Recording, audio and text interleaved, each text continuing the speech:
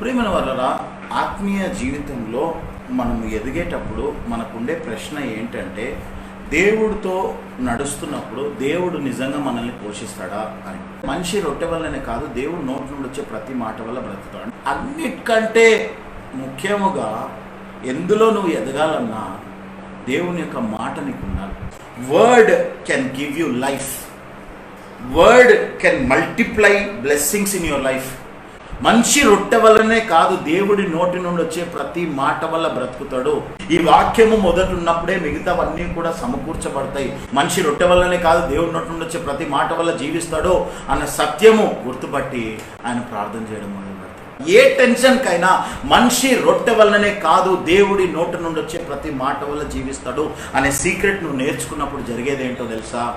స్లోగా అయినా సరే నీ జీవితంలో నువ్వు సంపూర్ణుడిగా మారడానికి అవకాశం వస్తుంది.